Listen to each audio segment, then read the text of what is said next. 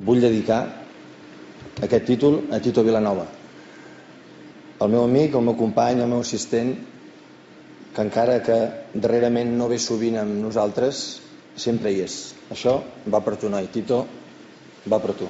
Thank you. Quan Guardiola va dedicar el premi de millor entrenador del món al seu ajudant i amic, només feia un mes que Vilanova havia tornat als entrenaments. Enrere quedava una operació de la glàndula paròtida i un procés de recuperació ràpid però incert. La reaparició de Tito Vilanova als desplaçaments amb l'equip va ser a Madrid. Al Santiago Bernabéu l'esperava el retrobament amb Mourinho. Era la primera vegada que es veien cara a cara després de l'agressió del tècnic portuguès. Jo crec que la reacció posterior davant de la malaltia del Tito és una reacció humana, normal, natural, positiva, bona, elogiable, que és la reacció que jo crec que tot ser humà normal ha de tenir davant d'un problema greu que viu una persona. Tant si li has ficat el dit a l'ull com si no li has ficat el dit a l'ull. Sí, el año pasado hemos mostrado nuestra preocupación y nuestra solidaridad con Vidal. Obviamente que lo hacemos de igual modo con Tito Vilanova, que regrese rápido a su familia y que regrese rápido al Fútbol Club Barcelona y que esté aquí el día 10 en el banquillo pleno de salud, que tendremos todos el placer de saludarlo. A mi em sembla que dels tres fets que han succeït, l'agressió, les disculpes i aquesta petició, diguem, o aquesta voluntat de que el Tito recuperés de l'enfermetat, la sorprenent autènticament és la de les disculpes. No disculpar-se davant de qui agredeixes, de qui li has fet mal, sinó disculpar-te davant de la teva família per si la teva família s'ha sentit ofesa. La teva família s'haurà sentit ofesa, però tu li has fet mal amb algú, has agredit amb algú, t'has de disculpar davant d'aquest algú. Crec que això és el que corresponia.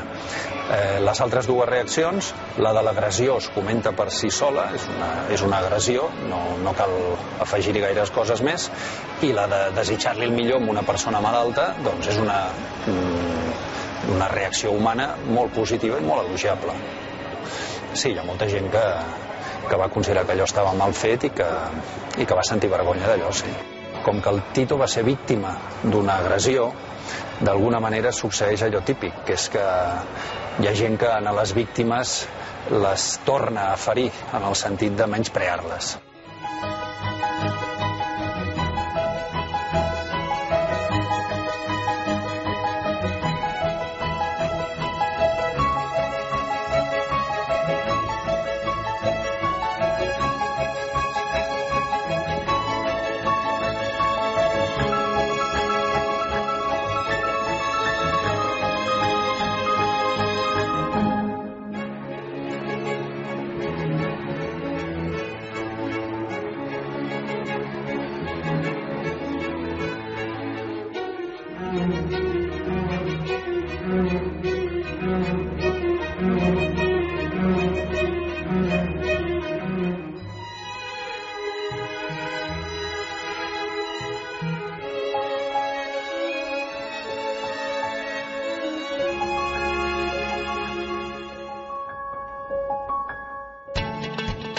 Els èxits de Vilanova amb el cadet del Barça no van passar desapercebuts i l'Inter de Milà va convidar el tècnic català a ensenyar els seus mètodes als equips del futbol base del club.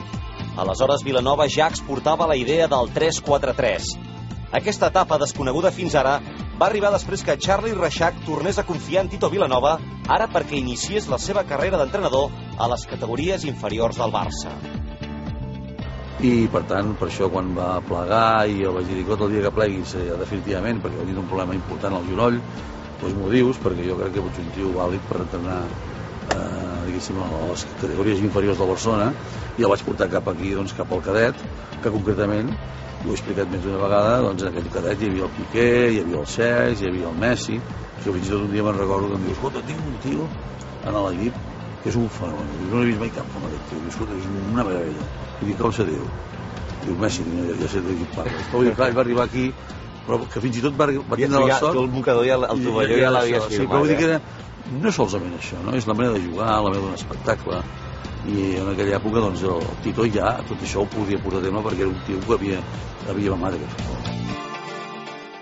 Per acabar, donar-li les gràcies al Pep, el meu amic, el que estimo com si fos un germà, per donar-me l'oportunitat de tornar al Barça, de permetre'm treballar al seu costat. Ha sigut un aprenentatge diari. Han sigut 5 anys de somni. Gràcies, Pep. Gràcies a tots.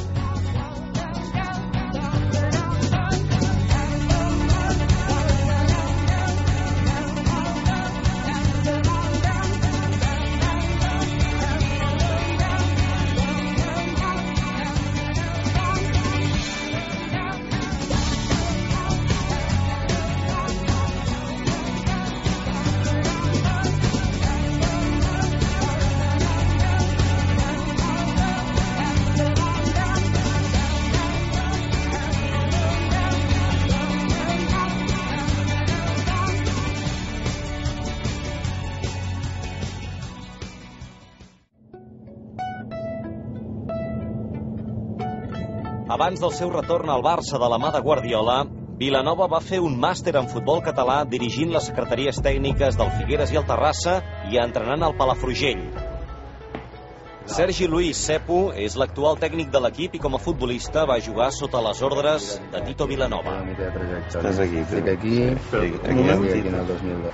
Va ser, penso recordar, tota una segona volta o part d'una segona volta que hi va agafar l'equip que veritablement estàvem avall i bueno, vam estar a punt d'assolir el repte important que era salvar-nos, però no va poder ser. Així que és un entrenador que ja veus que l'hora de treballar doncs era de treballar i a l'hora de fer broma doncs fer broma. No era cridaner, però no sé si recordo que en un partit no sé quin li van buscar les pessigolles i van tindre que frenar, o sigui que ell té el seu caràcter i jo crec que... Vols dir que anava gairebé a barallar-se amb algú? No, però defensar el que era seu, el que creia ell en aquell moment, la seva idea, i el vam tindre que aguantar. O sigui, la gent pot veure la seva imatge des de fora que se li vindrà gros o sembla tímid, o jo crec que ell ha fet la seva feina de segon entrenador, però el Tito té la seva personalitat i jo diria que fins i tot la té forta, i si ha de prendre alguna decisió important la farà sense dubtar. Hi ha l'anècdota meva personal amb ell quan van jugar contra el Barça C. Em va agafar i em diu, bueno, jugarà amb Messi, que en aquella època no coneixia ningú, coneixia ell 4 més, i diu, jugarà per la teva zona, hauràs de fer remarcatge tal, vigila amb això. Va dir, aquest segur que arribarà al primer equip. Va dir això. Però després va dir, i pensa que algun dia podràs dir que has jugat contra aquest jugador. Ell va dir la xerrada anterior al partit que el Messi seria el proper Maradona, o sigui que si té la mateixa vista ara amb els jugadors que amb les decisions i amb tot, jo crec que podem estar tranquils de que ho farà bé. Y el año que viene pues volver a seguir la línea con Tito. El Tito coneix perfectament la filosofia, crec que és l'entrenador ideal, crec que és la decisió més adequada que podia prendre al Barcelona. Ell serà el líder i que anirem darrere d'ell. Una persona diferente, pero no deja de ser una misma línea de lo que hemos estado haciendo. El vestidor està amb ell a mort i ha demostrat que la gent de casa no falla. I funcionarà. Res més. Camins que ara s'esvaeixen, camins que hem de fer sols, camins vora les estrelles, camins que ara no hi són.